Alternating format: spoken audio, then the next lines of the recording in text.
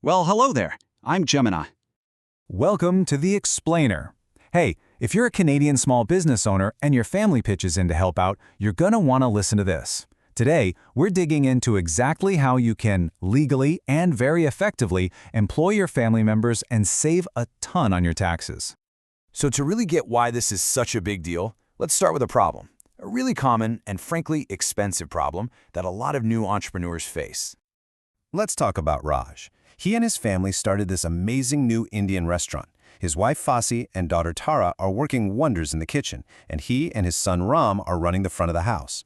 Everyone is working their tails off, but after that first quarter, Raj had a sinking feeling he was making a huge mistake, one that was going to cost him big time.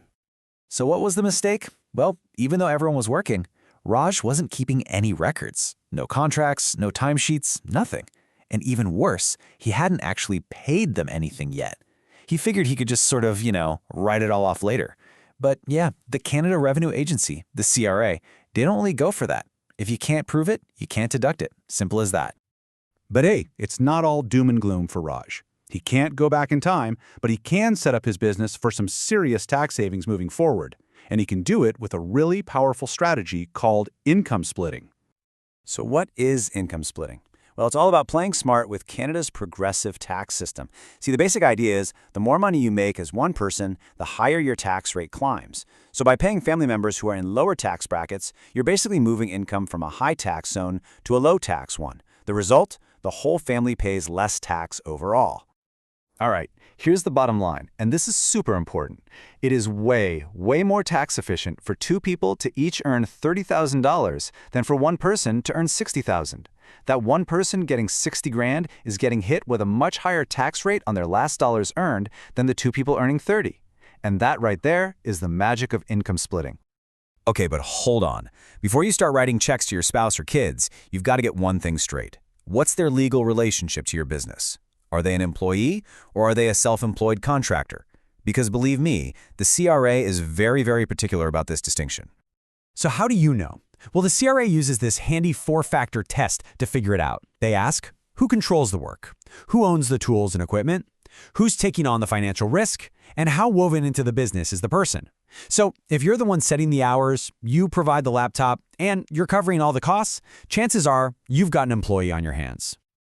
All right, so you figured it out. They're an employee. Awesome. But, and this is a big but, you can't just wing it. There are strict rules you absolutely have to follow to keep everything legal and above board. Listen, if you forget everything else I say today, remember this one thing. Prove it. The CRA's golden rule is that the burden of proof is on you, the business owner.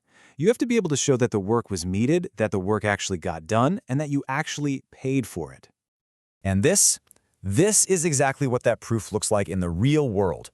We're talking about things like official employment contracts that lay out all the job duties, and super detailed records like time cards to track every hour worked.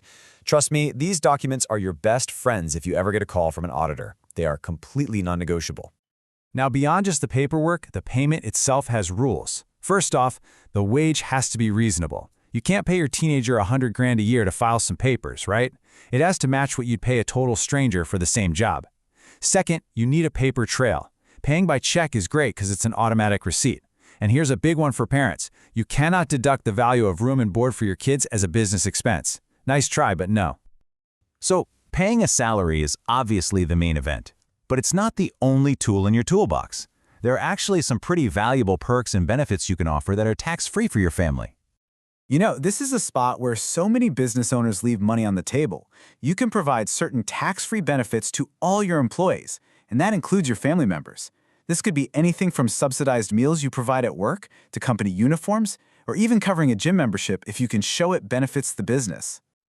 Okay, I know that's a lot to juggle. So to pull this all together and make sure you've really got this down, let's just run through a quick compliance checklist. Think of this as your game plan. Let's boil it all down. Number 1, be a maniac about your documents. Seriously. Number 2, know the difference between an employee and a contractor.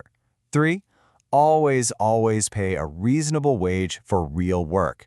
And finally, get to know your payroll obligations and definitely look into those tax-free benefits we just talked about. So you gotta ask yourself, Is your family's hard work just building your business, or is it also building your family's financial future in the smartest, most tax-efficient way possible? Look, this is a powerful strategy, but it demands you be precise. Get your documents in order, because the answer could literally save you thousands of dollars.